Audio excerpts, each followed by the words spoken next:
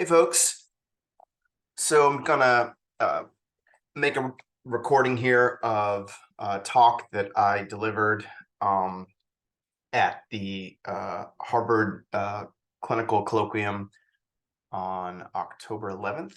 And this talk comes from a paper of the same name, A Logical Approach to Necessity and Sufficiency. And the QR code here will take you to the preprint version of that paper. That paper is currently under review, so we'll see where it ends up, and we'll see what the final version looks like. But there's a fairly final fleshed out version preprint, and yeah, let's get right into it.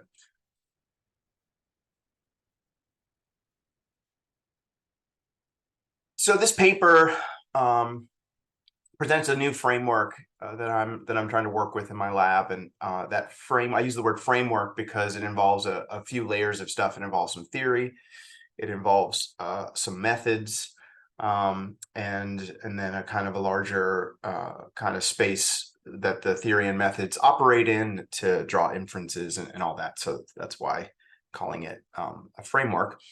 And before getting into all that, just wanted to touch on, some of the things that motivated, starting on that work in the first place.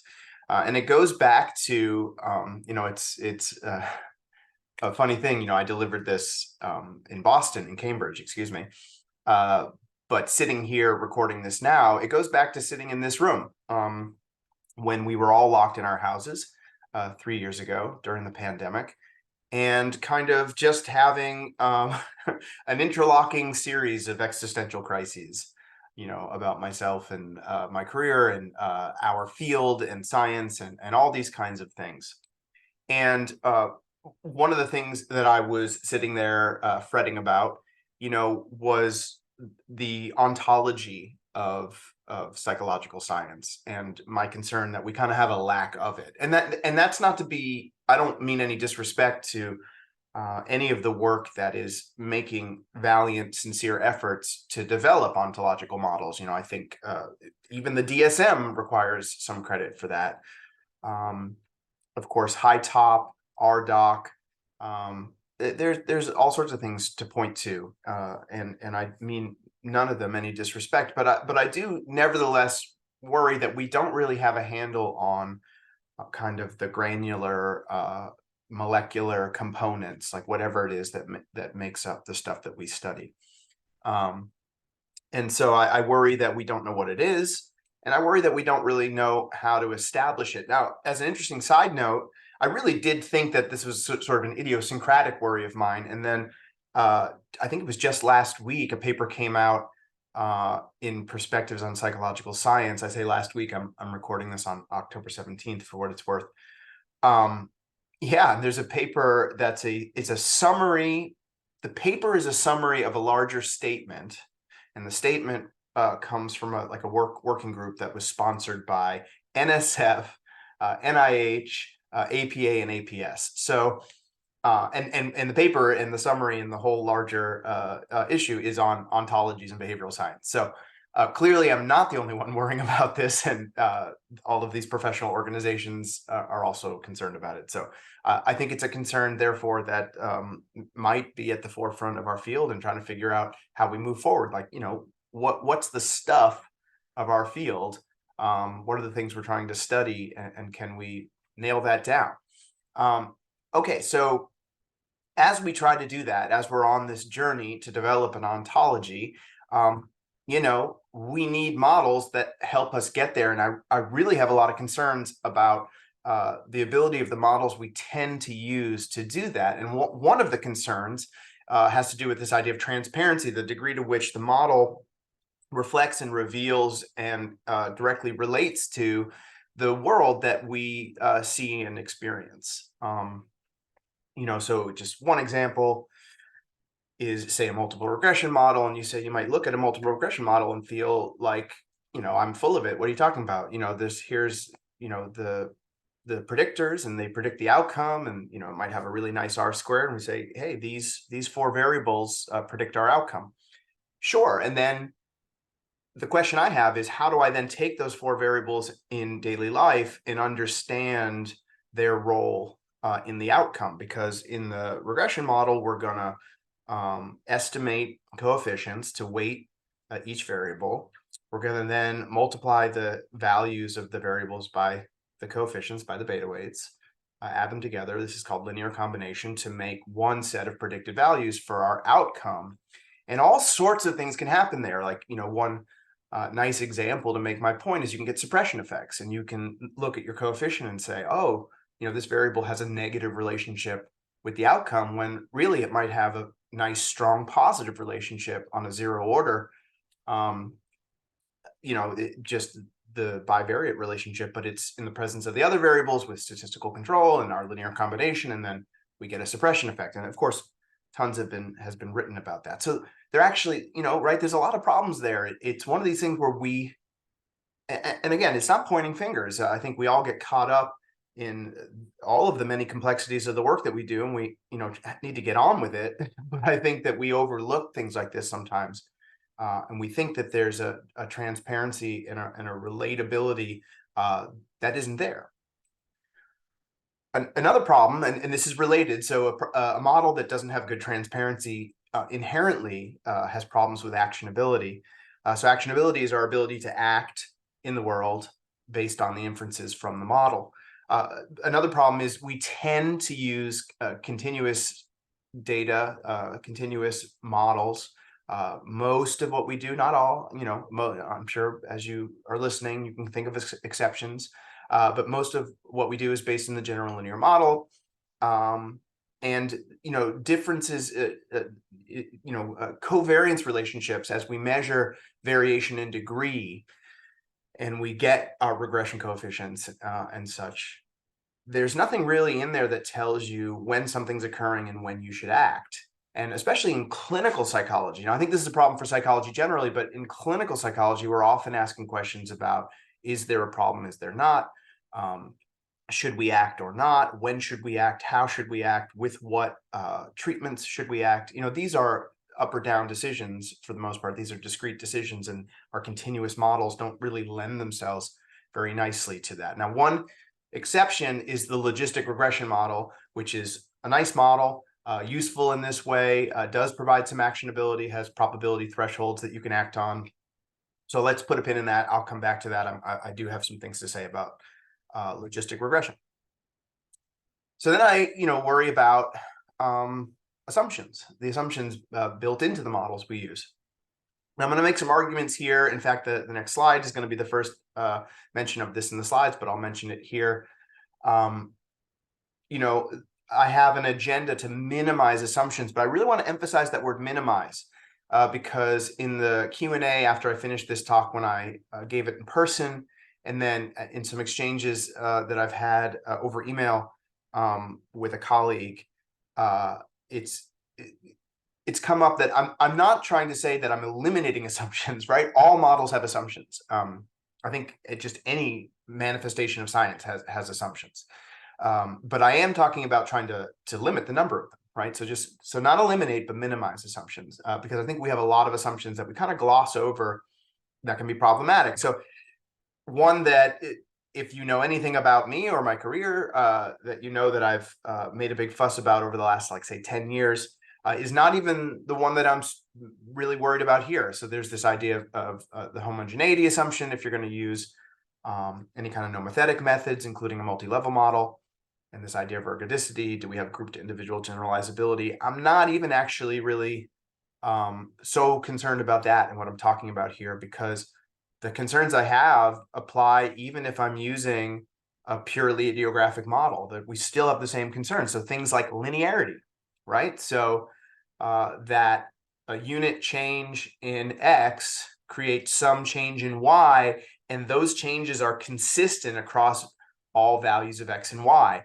Like, that doesn't seem like a very sound assumption for a system, and I'm pointing at myself, like, the human system, that most of us agree is probably a complex system and is likely highly nonlinear, but yet we kind of carry on with these linear assumptions in a lot of the models we use.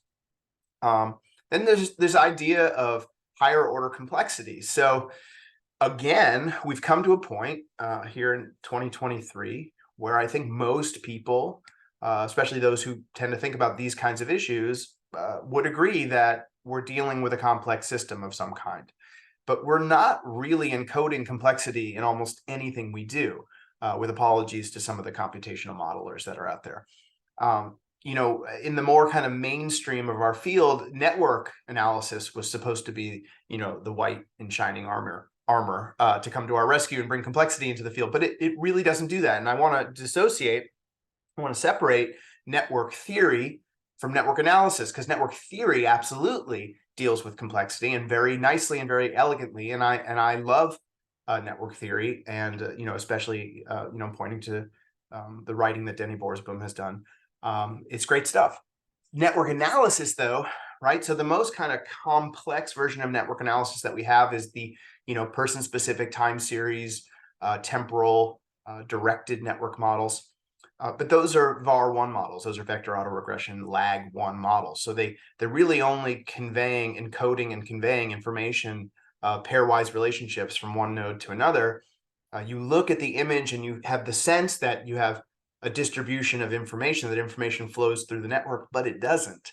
And one of the key things that's missing is these models don't allow for feedback, right? So, which is, kind of a core piece of a lot of theories about complexity. All right. And then speaking of core or basic, just something that kind of underlies almost everything we do and kind of any of the models that we use is the assumption of ratio and interval scaling, the difference between those two being whether there's a true zero or not, but both assume that the value of the interval between 0 and 1 and 1 and 2 and 2 and 3 and so on and so forth is that these are equivalently valued. And that also doesn't, the more I think about it, that doesn't make a lot of sense to me and doesn't seem like a very sound assumption. So, so this framework, right, that I'm working on, what was the point? Why go about it? Well, one of the motivations was to maximize actionability, right? To try to orient a set of methods and ideas towards their ability to be actionable, more so than their explanatory ability or their predictive ability or other concerns that we tend to optimize to. Now, that doesn't mean I'm not interested in explanation or prediction, and I'm going to show you some results in these slides that I think are pretty compelling in that regard. But I do want to emphasize that wasn't the orienting principle. That wasn't, the guiding, that wasn't the compass here to follow. The compass was trying to make things actionable. And in doing that, trying to make things as transparent as possible. And I think that's something that I'm feeling most confident about in the stuff that I'm presenting here in this video and in this talk, which is that I'm going to talk to you about sets. I'm going to explain exactly what I mean by sets. I'm going to talk a little bit about set theory and using sets to encode our variables. And once we've built those, they're going to reflect just presence and absence in a very direct kind of in a way that has a direct relationship with the world. And I'm getting ahead of myself, and I'll get to that. So I also want to minimize assumptions. Again, I really want to emphasize here, I'm not claiming to eliminate assumptions. There's plenty of assumptions. For instance, we're going to be talking about discrete data. We're going to be talking exclusively in these slides about dichotomous data that are present absent. That itself is an assumption. Can we think about our data in that way, our variables and constructs in that way? So there are assumptions. I'm just trying to eliminate as many of them as I possibly can.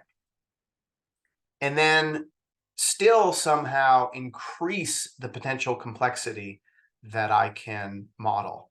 And I think that probably doesn't sound like it makes a lot of sense, just off the bat, minimizing assumptions, increasing complexity. But hopefully when I get to the end of the talk and I revisit this idea, it makes sense, and hopefully you also agree with me.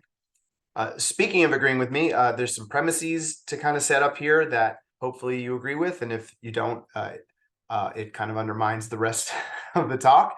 But I think these are pretty low-hanging fruit. So the first one is that our outcomes are multiply determined, right? So we don't tend to assume that the variables in our field the outcomes that we're interested in, that there's one variable that predicts an outcome, and that there's this one-to-one deterministic relationship. We don't tend to operate with those kinds of assumptions.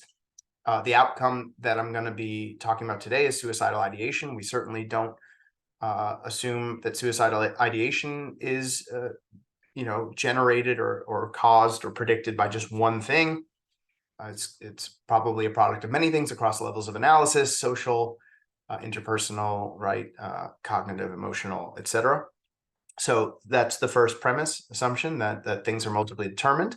Now, a little bit of just kind of a rotation of language here, just a little shifting in the language to follow up on that. So if we're going to assume that things are multiply determined, and we assume that we can, in the abstract or the ideal at least, determine things and predict things, then I think it's fair to say that what we're assuming is that there's some set of necessary conditions that in the aggregate are then sufficient to lead to some outcome, to lead to suicidal ideation.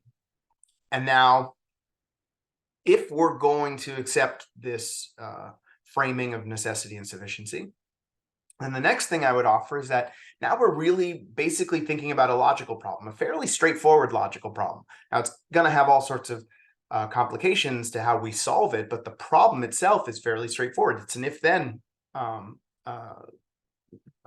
problem, to just use that word again. So if a sufficient set of conditions is present, then the outcome will occur. So from a deterministic logical perspective, we would write that like this. So we have our set S, and if the set of sufficient conditions is present, then the outcome occurs, right? And that arrow means always. So this is a deterministic conceptualization, which I don't think is the best way to go about thinking about human behavior. So we probably want to think probabilistically.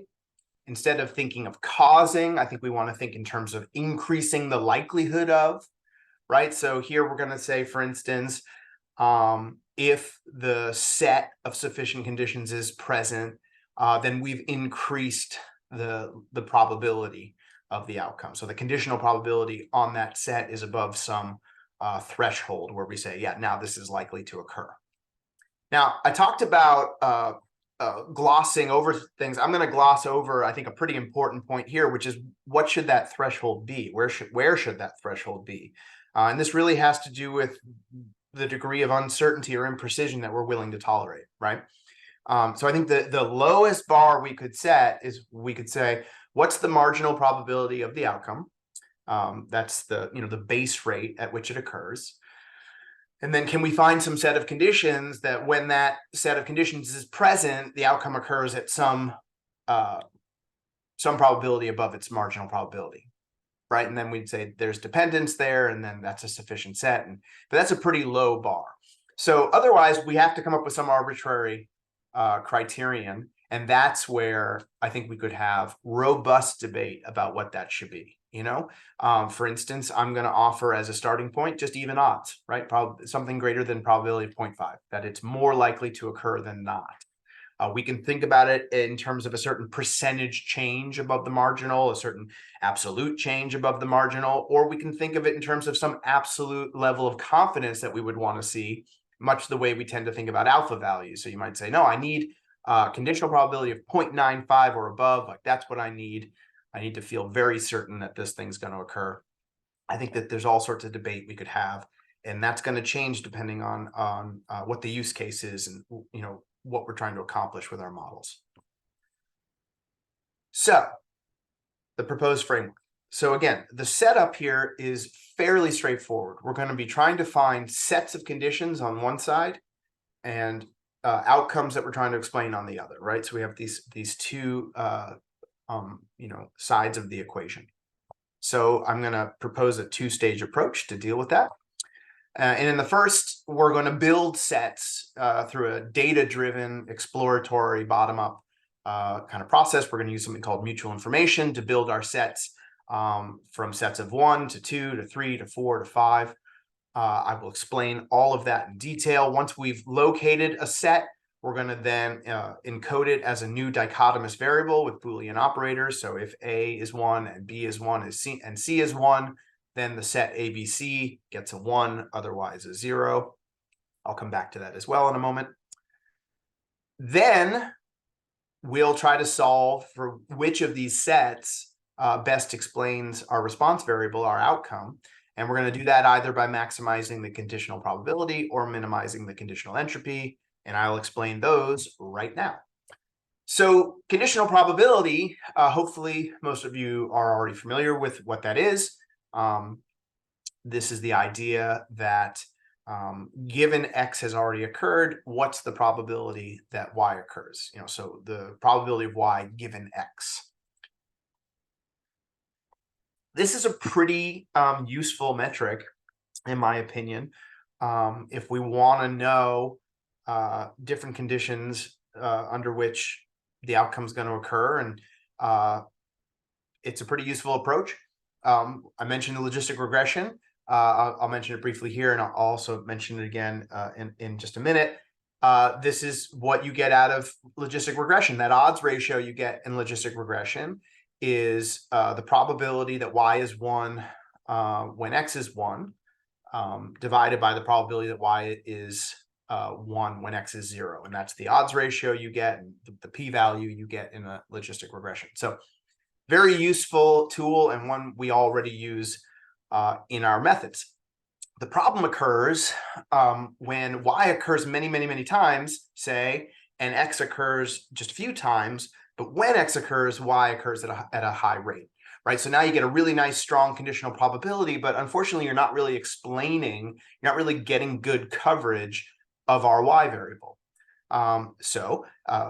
The H, it stands for entropy.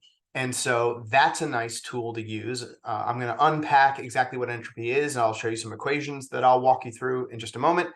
But entropy considers all values of X, all values of Y, and you get this nice coverage of the variable you're trying to explain. With entropy, entropy is considered uncertainty. So instead of increasing the value, you actually want to decrease the value. So we might have some arbitrary threshold where we want to decrease entropy, and that'll work for us in the exact same way that increasing the conditional probability will work. So I think you can make choices about why you would want to use one versus the other. They're both good tools, and they have different strengths. So let's talk about the entropy here. Let's demystify this equation that you're looking at. So what we're going to do is we want to get some estimate of uncertainty, the information, if you will, in a variable. And Claude Shannon came up with this method for doing that in 1948. Well, probably came up with it somewhat before 1948, but published his paper in 1948. And it's one of these really beautiful moments where when you kind of think about it, it's, at least for me, it makes me feel like, is science an invention or is it a discovery? Because what's nice about this equation, it's a really simple, straightforward equation. And it's going to be maximized. It has its maximum value when you have equivalent probabilities of all the possible states. So the example here at the bottom, a coin flip, right? So coin flip, you have, if it's a fair coin, heads has a 0.5 probability, tails has a 0.5 probability. If we take the log 2 of 0.5 and then multiply that by 0.5, and then this sigma tells us that we sum all values of X. So then we're going to just do that again, add that. But we're going to take the negative because this is going to be on a negative scale because of taking the log. We're going to then do that again, log 2 of 0.5 times 0.5. We get 1, and that's 1 bit. And that's telling us that you can encode the information, the total information in a coin flip, with a 0 and a 1. Because you give tails 0 and heads 1, or heads 0 and tails 1. And either way, whether it's a head or a tails, you can get full coverage of the information about the outcome by relaying whether it was a 1 or a 0, right? And now, so I won't do this here, and I won't belabor this point, but it's something that I'm happy to talk about offline if you want to chat with me about it and how it works. And I've got actually some other slides with some worked out examples that I'm happy to share. Anyway, if you have a weighted coin, and if the probability of one of the outcomes is much, much stronger, now the entropy goes down. You have less than 1 bit because there's less uncertainty, right? If it's a coin that's going to land on tails 90% of the time, because it's weighted to land on tails, then our entropy is greatly reduced because we have knowledge of the outcome. We know that it's likely to be tails. Okay, so speaking of having prior knowledge, that it's a nice segue into talking about conditional entropy. So here we don't have a weighted coin, but we have some other event or some other random variable. We've got X now, and just like with conditional probability, we want to know what the entropy is in Y given some knowledge of X. And in fact, here is the conditional probability, right? That's how closely related they are. We see the conditional probability in the equation. So again, we have the negative sign here to put this on a positive scale. We've got our sigmas saying we're going to sum across all values of X and all values of Y. All right, so now I was saying the conditional probability can be problematic when you have a Y that occurs many times, X occurs just a few times, but when it occurs, Y is likely to occur.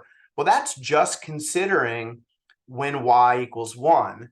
And again, the logistic regression model will give you the ratio between Y equals 1 when X equals 1 to Y equals 1 when X equals 0. While these sigmas are telling us we're going to look at the probability of Y equals 1 given X equals 1, Y equals 1 given X equals 0, but also Y equals 0 given X equals 1 and Y equals 0 given X equals 0. We're going to sum across all of those. Okay, so that's the conditional probability, but we're going to use, as these sigmas are telling us, all values of X and all values of Y. So here's our log 2 again. This scales us in bits. So this is the scale used for information theory and now using computer science extensively. And then we have this other piece here, which is the joint probability. So this is another kind of countermeasure to the possibility of a large conditional probability that doesn't actually give you a lot of information. So if you have a scenario in which, to keep repeating this, Y occurs many times, X doesn't occur nearly as many times, but when it occurs, Y is very likely to occur. Well, okay, that's a nice strong conditional probability, but the joint probability in that case is going to be fairly small. They don't co-occur at a high rate because X is only occurring in a small subset of the times that Y occurs. So the joint probability will be low, and we're going to de-emphasize the influence of that conditional probability because we're weighting now by the joint probability. So yeah, just a quick note that I have here that this is probably new to you, right? We don't tend to talk about this stuff in our field. If it helps you conceptually to think of this like R squared, I think that's all. That's fine. I do want to emphasize they're very different things. They're just different things, but they do conveniently. They're both scaled from 0 to 1, and the number that you get, reflects how much of the information in one variable is accounted for by another. So at a heuristic level, I think using them in that kind of analogous way is okay if it helps to think of it that way. All right, so I've talked a little bit about sets. Let's kind of be explicit about what sets are. Sets, just a collection of objects. So the present example, it's going to be all dichotomous variables. And we're going to use set notation to specify compound events. Now I'm going to show you, actually, I realized this mid-talk when I was giving this before, and I should have corrected this, but I'll just verbally correct it here. So compound events, I think, actually makes the most sense as a way to phrase it for EMA data, right, from time series data, because then we're literally talking about measures in time, and whatever the compound conditions you measure in a given moment of time, you can think of as events. But in cross-sectional data, that might not make as much sense as a phrase. So, compound conditions, I think works nicely. So might be the more general term. But we want to have compound conditions, compound events. We want to have these encoded in a single variable. So again, we're going to use Boolean operators, if-else rules. That sounds a little fancier than it is because we're just going to use, if you work in R, for instance, the if-else function. And so for instance, for set ABC, we're going to create a new variable. We can call it ABC, set ABC. And if A equals 1 and B equals 1 and C equals 1, then we give set ABC a 1. Otherwise, we give it a 0. And so now, oops, excuse me. So then we get this nice data compression, right? So we have this dichotomous variable, this 0, 1 variable, but it's carrying information about multiple other variables. I'm going to show you sets today up to 5 variables, right? So we're getting these, basically 5-way interactions in this nice compression of a dichotomous variable. Now, it's not necessarily an interaction. It could be additive. It could be interactive. I'm going to say much more about that, in fact, in a little bit. Okay, so some different types of sets. Now, actually, in these slides, we're going to talk exclusively about combinations. So these are sets of conditions with no concern for order. We don't worry about what order they occurred in, just that they're concurrent in our data, right? We can also look at permutations. This is where the sequence matters, right? So there's a temporal order. Actually, in these slides, I'm not going to show you any of that, but if you're watching this right now, you're watching it on my little YouTube channel, and there's a talk that I posted that immediately precedes this in my channel, which is a talk that I gave as a keynote talk at the Tilburg Emotions Conference.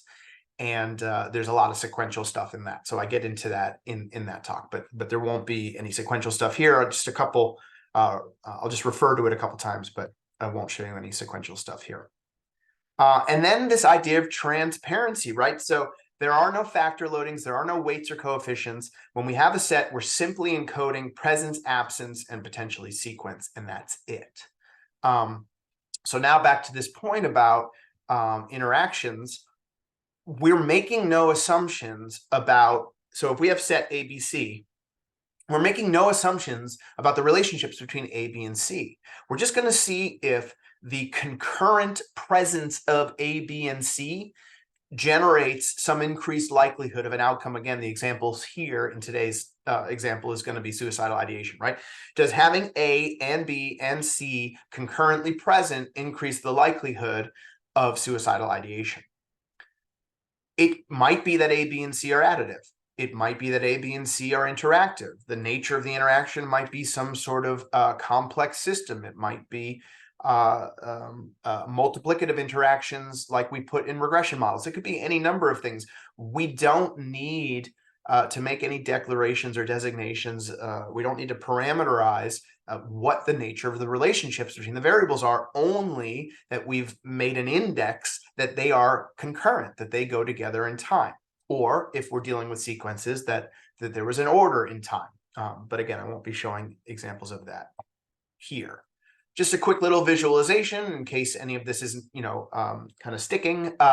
So for combinations, again, we're not concerned about order, and that helps reduce the complexity and the possibilities that we get out of some number of potential variables. So if we have 4 variables, A, B, C, and D, then we get 4 sets of 1, we get 6 sets of 2, 4 sets of 3, and 1 set of 4.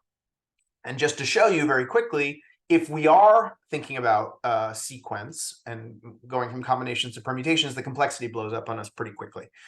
This is just with 4, and of course it gets worse and worse and worse with 5, 6, 7 as you get larger and larger. So we want to be aware of that the possibilities get larger when we're dealing with sequence.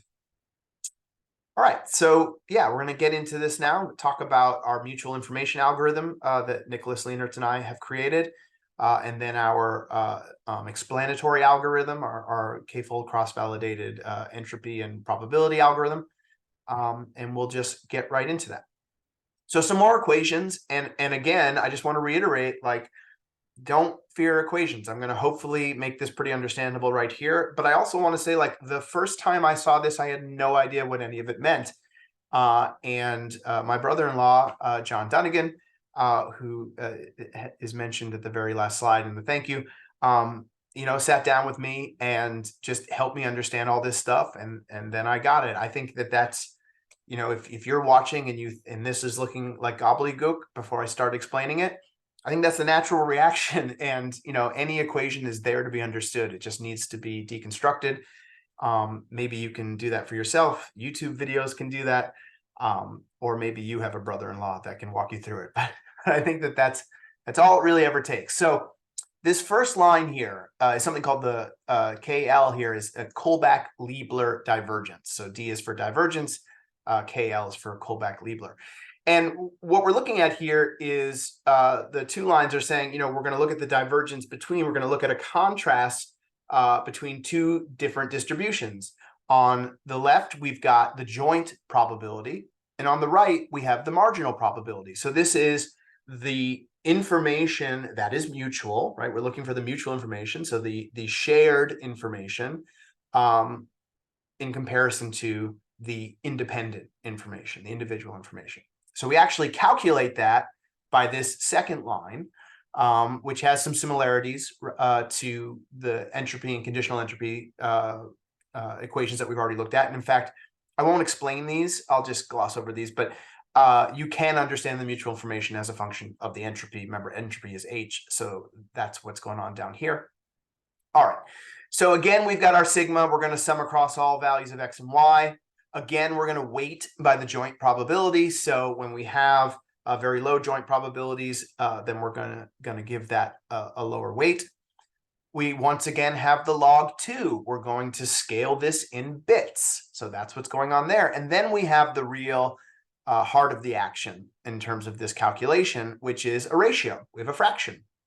And in the numerator, we have the joint probability. And in the denominator, we have the marginal probabilities. And so we are asking whether the joint information outweighs the individual information, right? Do we have more mutual than independent information? And the more that the joint outweighs the marginal, the more mutual information that we have. If all of the information is perfectly overlapping, if it's all contained in the joint probability, then not only are these completely mutual, they're basically the same thing.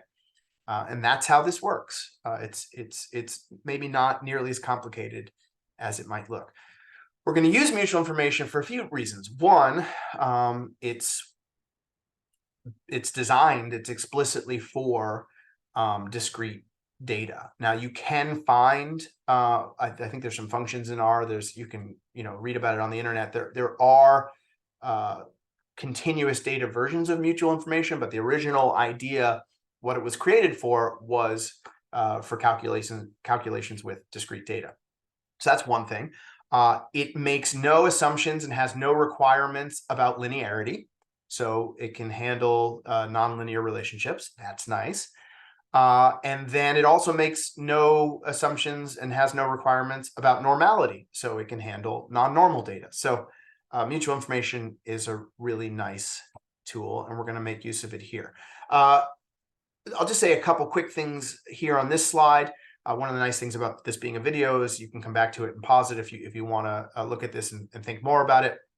The mutual information doesn't itself have a p-value associated with it, but we can, through this equation, convert the mutual information to a G statistic.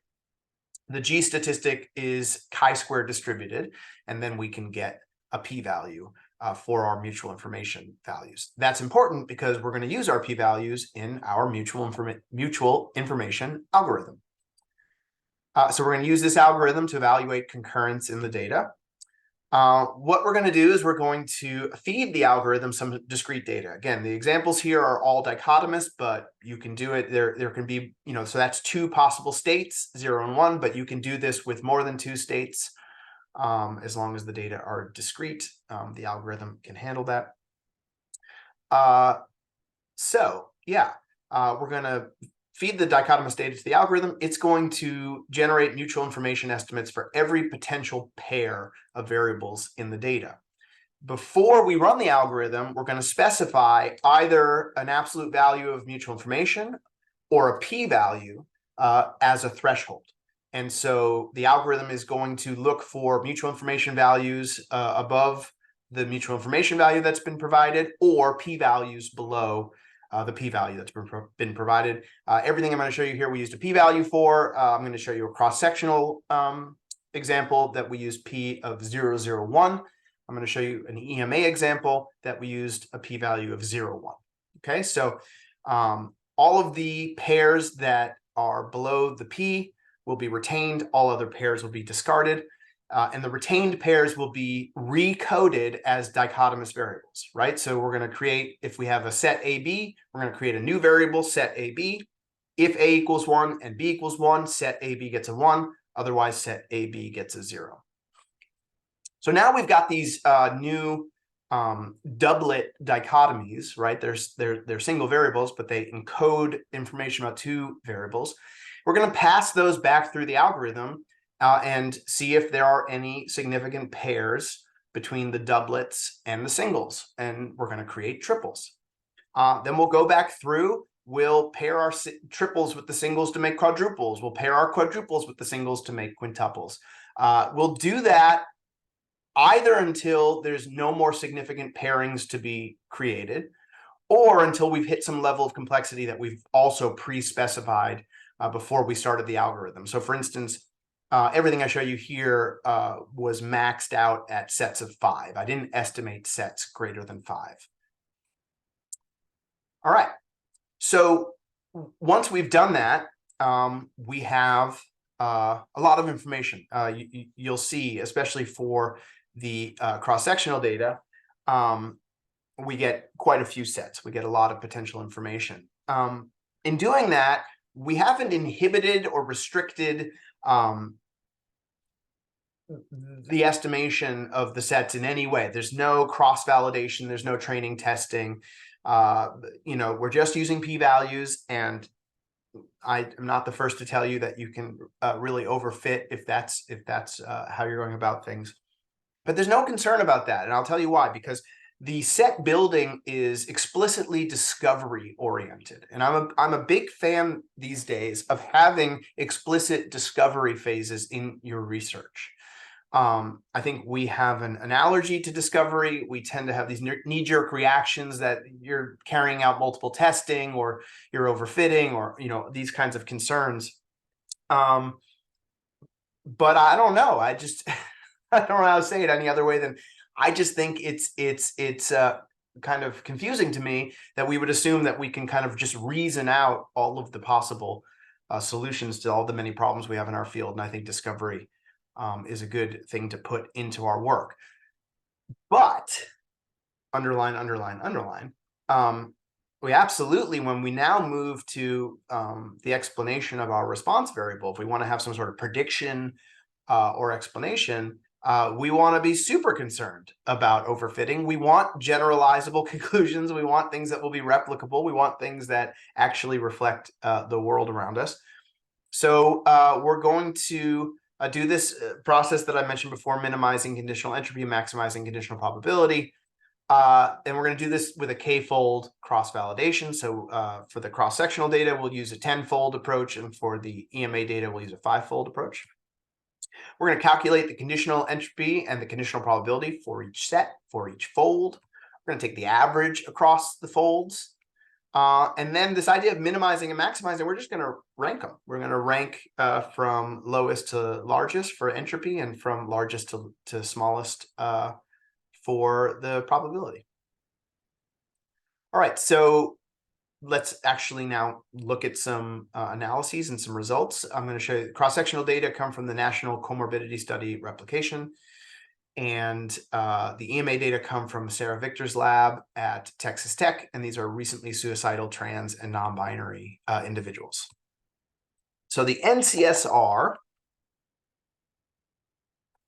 was conducted between 2001 and 2003. It was a nationally representative survey about psychopathology and related constructs. There were 9,282 participants, but only 7,683 gave a yes or no answer to the question, have you seriously thought about committing suicide? So that will be our sample today. All of the variables that I show you in a moment, I'm going to show you that we pulled out 109 variables, other than, I guess it's 110, because this was our response variable, our dependent variable. So we used 110 variables total, 109 potential predictors. And all of those variables were answered by all of these 7,683. Now,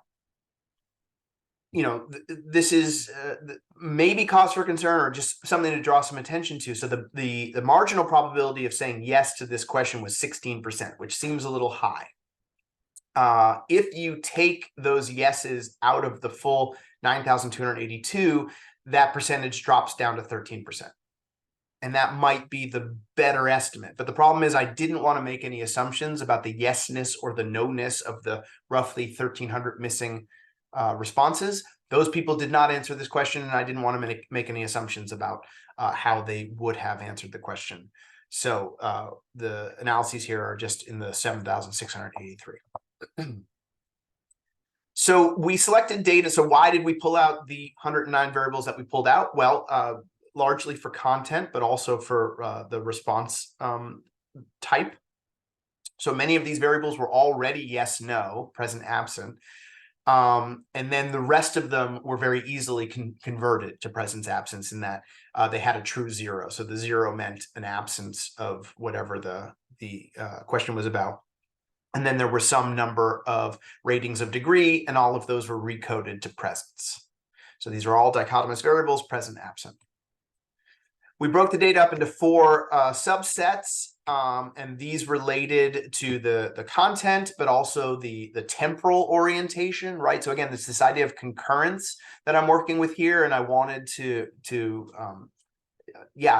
I wanted to work within that assumption. So for instance, there's the background screening questions and the psychopathology symptoms here. There was a lot of overlap between those, and maybe we could have gotten even more interesting sets than we got by combining those. But then the background screening questions were have you ever framings, whereas the psychopathology symptoms that we used here were past month, right? So those are on different, had different temporal frames. We also used personality assessment questions. So these were about the person generally, and then some additional items that I thought would be really cool and interesting and informative, but to be honest, didn't really provide much. But we pulled them out, we used them, and so I shall report them. So okay, so these returned 9,881, 7,932, 63,154. And 3,341 sets. So this is over 84,000 total potential sets. All right, so what you're looking at here. First, our x-axis. So these are the personality item. These are the top 50 most predictive personality item sets. The most predictive had a conditional probability of 0.65. The 50th most predictive wasn't far behind. It had a conditional probability of 0.63. So these are, it's hard to see, but these are in order from set 1 to set 50. These are the top 50 most predictive sets. This figure has been designed, the code that generates it has been instructed to maintain the order of the sets along the x-axis and then do its best to rank the items. So these are the personality items.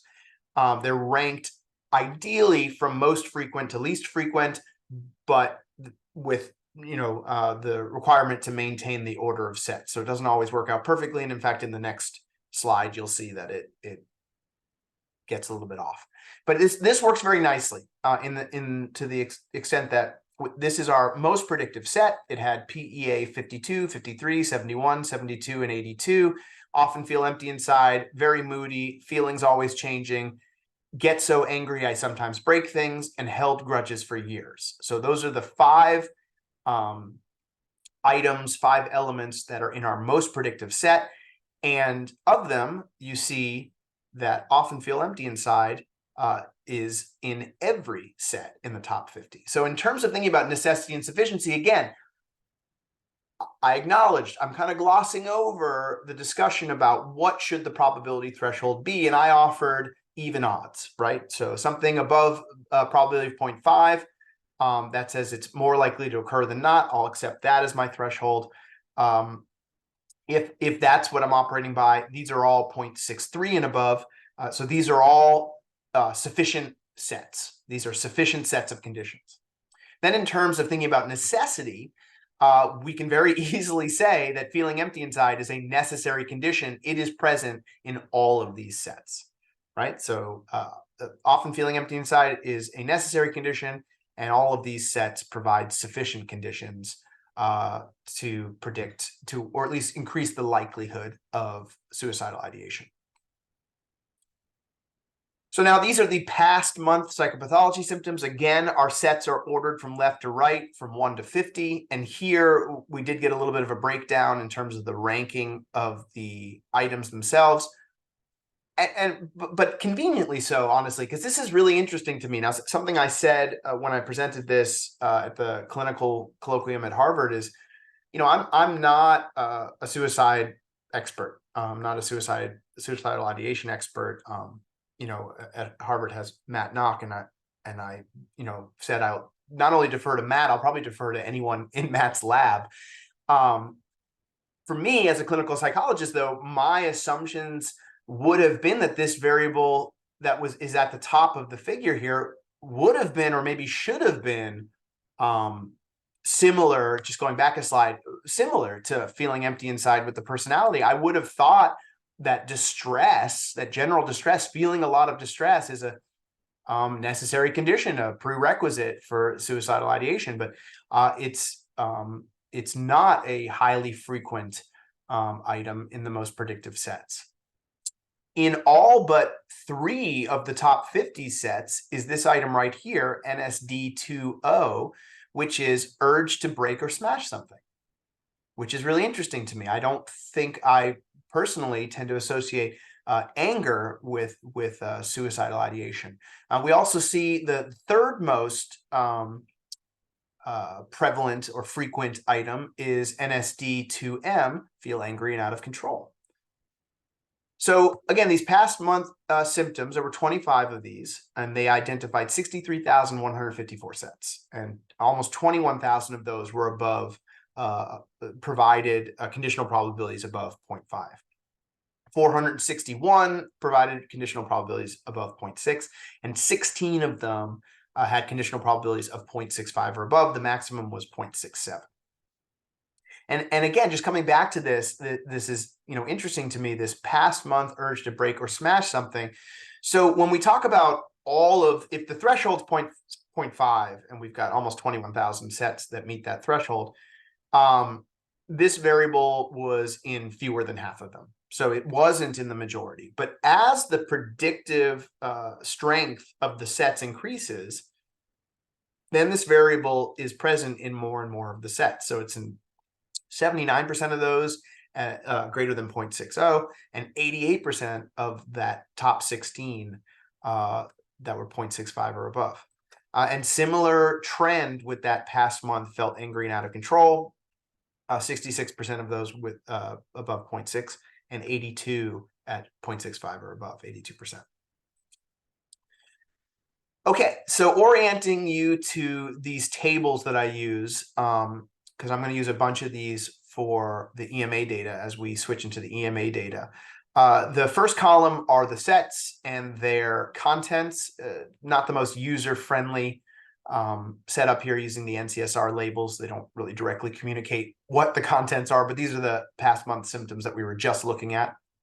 Something that's worth pointing out, and one of the reasons you might have wondered, oh, why did he say that he's not going to go above sets of 5? Well, there's a few reasons there. One of them being the computational demands of these algorithms and what R can handle. But another is, as we build up to sets of 5, we get fairly low marginal probabilities. Now so these are all about 2%.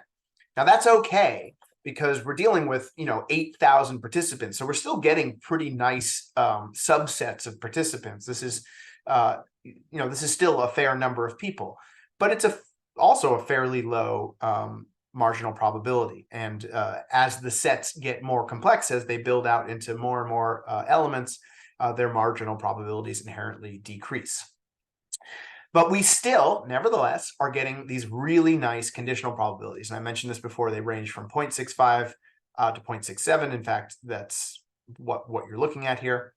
And then as a percentage change, all of these are more than 300% increase in the likelihood of suicidal ideation, very large odds ratios, which have very small p-values.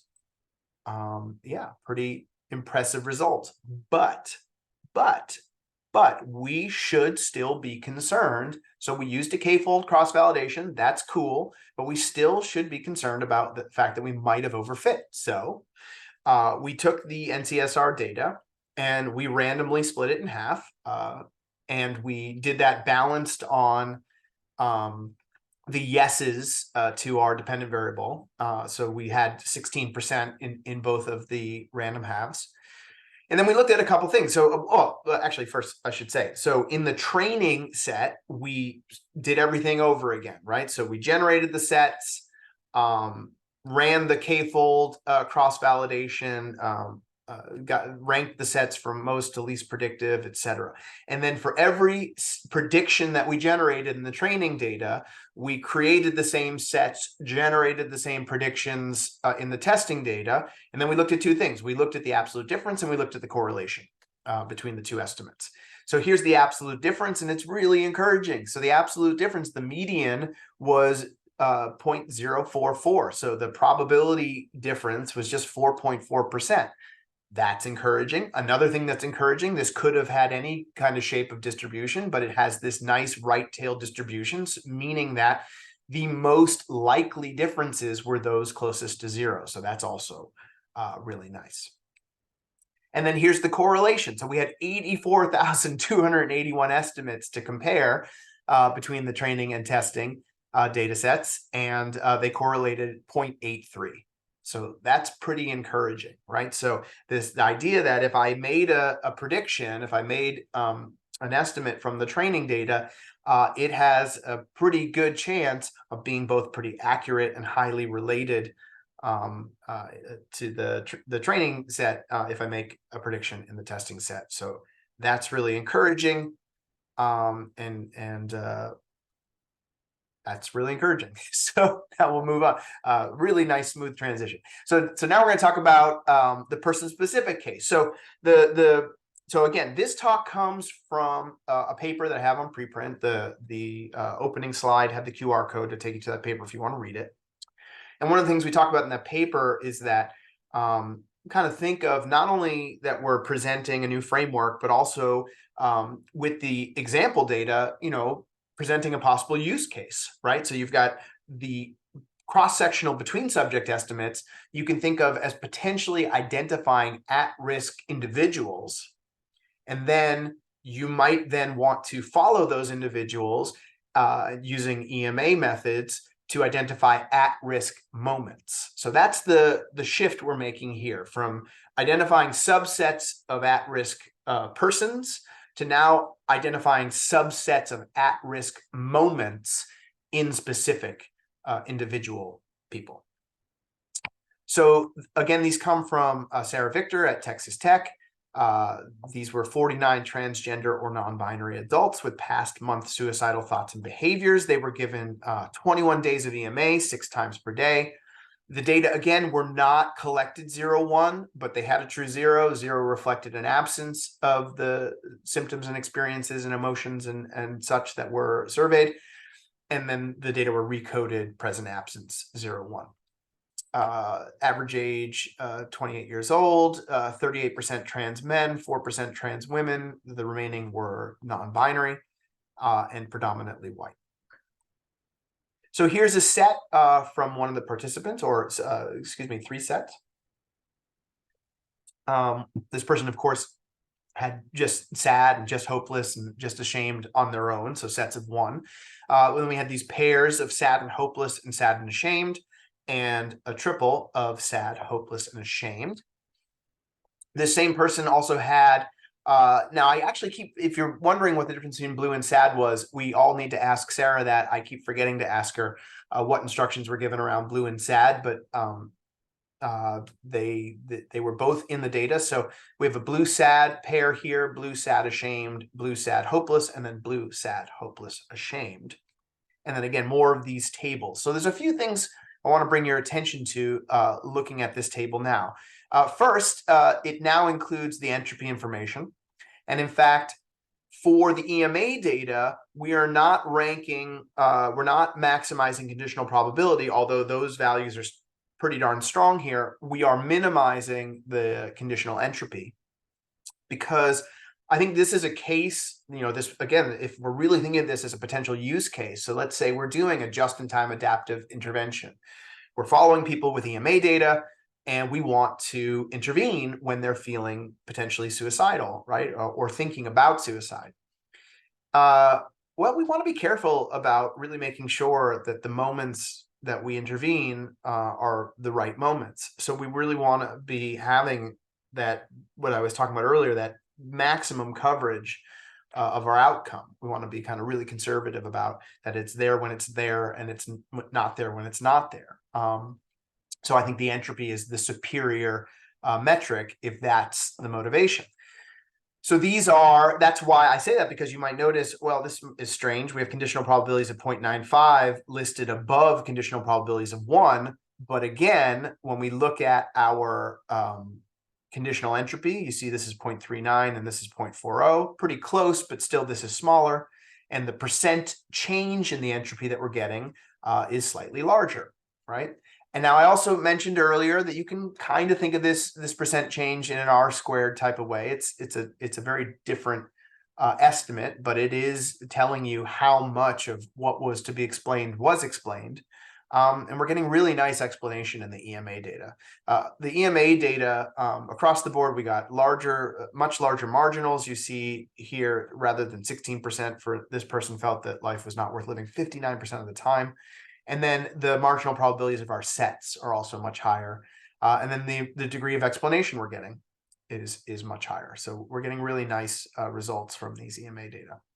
So I showed you the sad, hopeless, sad, ashamed, ashamed, hopeless, sad mutual information values. And here's the single, the two doubles, and the triple. Something I want to point out is that all of these values are the exact same, because this person never felt sad without also feeling ashamed and hopeless. So that in and of itself is conveying some nice clinical information, but also, again, going back to this idea of if we're doing a just-in-time adaptive intervention for someone like this, now this doesn't happen for all participants, but in the event that it does occur, we can capture the full information of shame, hopelessness, and sadness by just asking about sadness. So, we might be concerned with a just-in-time adaptive intervention based on EMA. You say, well, what are you just going to sample people for forever? Well, it's not such a big deal if we're just asking a single yes/no question, I would say. And when they felt sad, which is 56% of the time, they were 95% likely to feel that life is not worth living. Now, I want to skip down here to the second to last row and look at angry. So when this person was angry, now that occurred 41% of the time. But this experience, the emotion of anger for this person was necessary and sufficient for feeling that life is not worth living. When they felt angry, they always felt that life is not worth living. Now we see at the last line of the table that I'm losing my cursor. There it is. That angry also occurred with sadness. Now I already said that sadness never occurred without shame and hopelessness, and that's the case. So as we expand a few more rows down, we see all of these have a 41% marginal probability. So when anger occurred, it also never occurred without sadness, without hopelessness, and without shame. So if we wanted to, again, capture all of that information, in this case with this individual, we would be able to capture it just by asking about anger. And that would give us the full information of the set of 4, and also a conditional probability of 1, saying that when the person feels this way, they always feel that life is not worth living. So I want to visualize this just a different way to kind of really help drive this point home. So here's the marginal. This person felt that life was not worth living 59% of the time. 41% of the time, they felt that life was worth living. Now, they felt sad 56% of the time. And when they felt sad, then they felt that life was not worth living 95% of the time. They felt angry 41% of the time. But when they felt angry, they felt that life was not worth living 100% of the time. So I've already mentioned now a couple times, they never felt sad without also feeling ashamed and hopeless. So we see that the numbers here are identical, right? These numbers here are identical to these numbers here. Similarly, they never felt angry without also feeling ashamed, hopeless, and sad. So these numbers are identical to these numbers. So here's another participant and another one of the items that Sarah collected. This is, I want to die. This person felt this way 33% of the time. And I want to just look here at non-suicidal self-injury urges, which occurred 16% of the time. But again, we have another case, another situation where one variable is in itself both necessary and sufficient. When this person had non-suicidal self-injury urges, they always wanted to die. Here's that same variable in another participant. We again see the effect of non-suicidal self-injury urges, but there's a lot of actually interesting combinations of information here that have different predictive effects, and I want to unpack these for this person.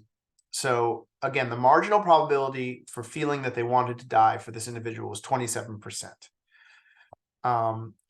So just kind of keep that in the back of your head. I wanted to put that in the corner and just keep forgetting to do that. So 27%, that's the number to keep in the back of your mind. So when this person felt afraid, which was just a little more than half the time, then they wanted to die a little less than half the time. When we add some sadness in to the fear, now we're having the feeling of wanting to die slightly more than half the time, 52% of the time. Pairing fear with hopelessness gives us the same result. The marginal is a little bit higher, but the conditional probability is the same. So we're getting the same conditional out of pairing fear with sadness or pairing fear with hopelessness. But when we put the three together, fear and hopelessness and sadness, now we get a little incremental increase in the prediction. Now we're up to 56% of the time. But just isolating non-suicidal self-injury urges by itself, this occurred 34% of the time for this individual. And then when they felt that way, they wanted to die 66% of the time. So we're up from 27% of the time up to 66% of the time. And then as we add in these other experiences, adding the fear in, adding hopelessness and sadness, we get, again, some more incremental prediction.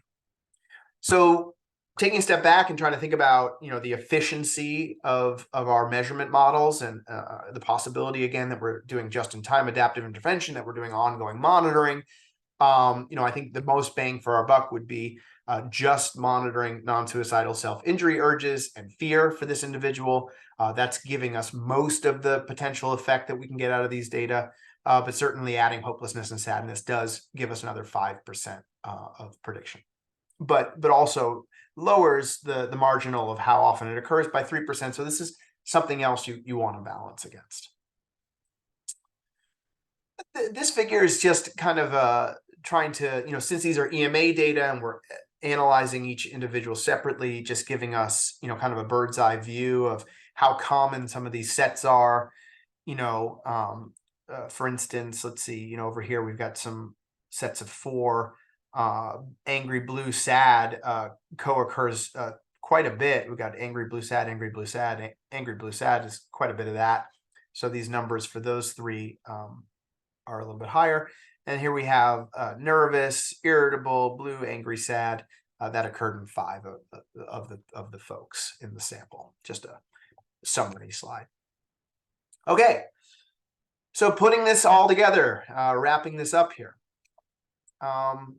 What I'm trying to present here is this, like I said, this framework for thinking about the predictive and the associative questions of the research that we conduct. The associative and predictive questions of psychological science and behavioral sciences as logical questions, right? That we have certain outcomes we want to explain or understand. And that there's some set of necessary and sufficient conditions that we want to identify that increase the likelihood of that outcome, right? And emphasizing that last bit, right? So we're not thinking in terms of determinism and causality. We're thinking in terms of a stochastic system and something where we're identifying sets that don't cause necessarily, but increase the likelihood of the outcomes that we're interested in. In putting this together, my goal was not to, optimize to prediction or explanation, but, well, I guess explanation if we're using that word loosely, but I like the word actionability. I want models that we can act on, that give us inferences that have a nice direct relationship with the world around us. So a comment is that, for instance, with talking about existing methods and optimizing prediction, the 25 past month symptom items in the NCSR.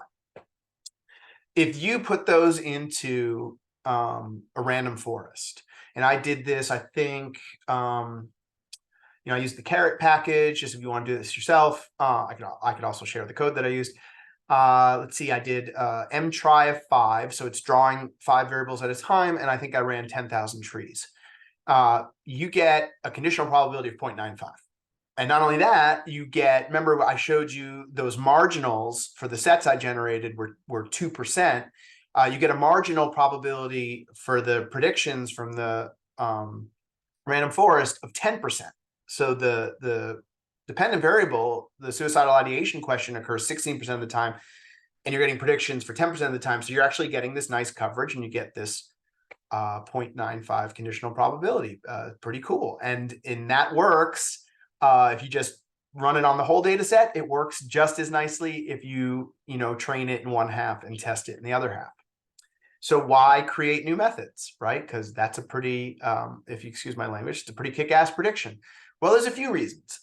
First of all, we can also get predictions nearly that strong. Nicholas and I are working right now on ways to borrow information across sets.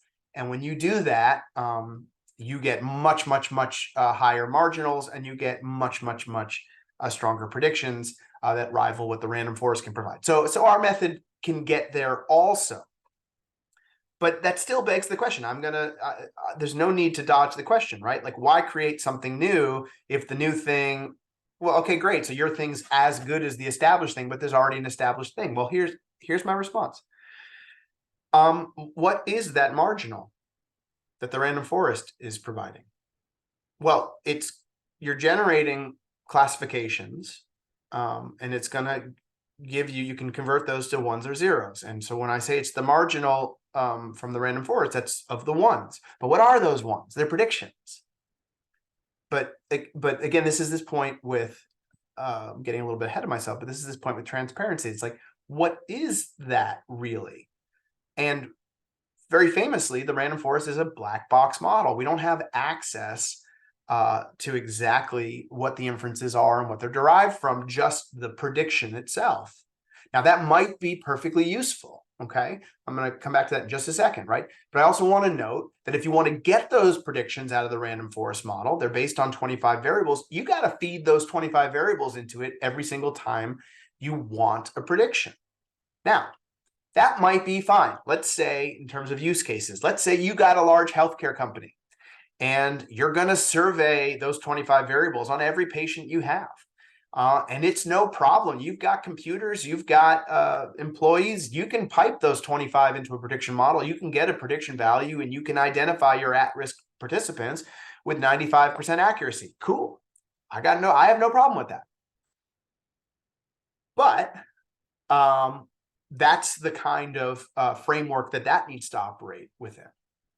And again, my motivation here is to optimize actionability, where if I see that the person who comes in my door, the next person in my door, has symptom A, B, and C, and I know that means that they're at a 300% increased risk of suicidal ideation, I can act on that.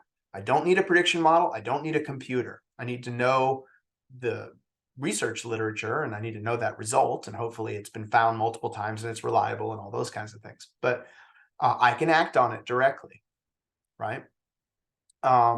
So that's the motivation here, is to be able to create that transparency, that relatability, that direct relationship between the inferences that are generated in the model and what that tells us.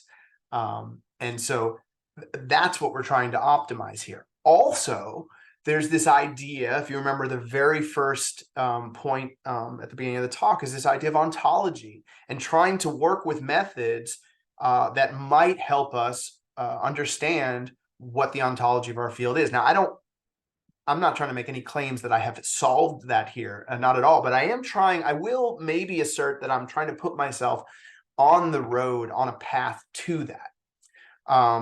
And the way I'm trying to think through that is, again, this idea of concurrence. What goes together, right? What goes together, especially like in a moment of time, and how does that or does that not? How does that confer some increased risk or likelihood of some outcome that I'm interested in? So those are the motivations here, right? Like, sure, you can get an equally strong prediction out of a random forest model. I didn't try that with the EMA data. Maybe there are places where it breaks. Maybe there's places where what I'm doing is just, absolutely better. I'm not really sure. But even if random forest is always as good, my point here is it's not as informative, it's not as transparent, and it's not actually as actionable, not in all cases, right? And doesn't potentially lend itself to kind of ontological ideas as well. So then there's this idea of minimizing assumptions. Again, now I want to assert this again, not eliminating assumptions, but minimizing assumptions, right? So we don't have any assumptions of linearity. We don't have any assumptions of normality. And then as I expand to this point about including the possibility of greater complexity, what do I mean there? Well, these go hand in hand. So the set is making a pretty minimal number of assumptions. It's making some assumptions at the measurement level that we're capturing true presence absence. That's an assumption, certainly. But then we're making assumptions really only about concurrence. In what I've shown you here, only about concurrence. These are concurrent, they co-occur along rows as a function of mutual information at some p-value threshold. And that's it. And I already mentioned this before, but so if you have set A, B, C, A, B, and C might be additive. They might be interactive. They might be additive and interactive. The interactions might be linear, nonlinear, complex. They might involve control systems or feedback systems. By simply attending to whether they are concurrent in time, we are saying that when these things go together, they increase the likelihood of some outcome, right? So when an individual is sad and ashamed and hopeless and angry, then they are certain, in that case, the case that I'm referring to here in the data I showed you, they are certain to feel that they want to die. Now, if we can find that multiple times, I find it in Sarah's data, you watch this talk, you look for it in your data, somebody else finds it, and we say, oh, well, this is a really nice replicable finding. Then we can circle back, and then we can do the work of trying to understand what the nature of the relationships between A, B, and C are, right? And separately assess whether they're additive or interactive, or what the nature of those interactions are. So this is the assertion that I'm making. By all means, you can push back, you can disagree. But I think that this approach and using set theory and thinking about our compound events and compound conditions in this way, it does both minimize the assumptions that we're making while also allowing for a much, much greater range of potential complexity. Now, what might seem unsatisfying to you, and I think it's fair, is if your response is that, but I want to know what the nature of the complexity is, at least if I do a vector autoregression that's been parameterized and I have some sort of estimate of the relationships between the variables, and that's fine. I mean, all I can say is I can only express my concerns and my position, which is that I worry that those models don't actually reflect the organization and the nature of the world around us, and that doing it this way allows us to first understand the ingredients before trying to figure out what the recipe is. So I said that in the talk I posted yesterday. I'm kind of into that metaphor right now, so I'm going to keep going with it, right? That we can understand the ingredients, especially when we have this extra piece of those ingredients we're showing that they lead to increased likelihood of outcomes that we're interested in. We can circle back and understand the recipe later. We can circle back and understand the dynamics and the interactions and the nature of how the variables and the sets go together. But first, just indexing that they do go together, and that when they go together, they have a strong predictive effect. I think that there's a lot of value in that. So thanks so much for your time. Thanks for watching this. I appreciate it. And, hit me up online if you have any questions or thoughts or concerns, or just want to talk about it. Thanks.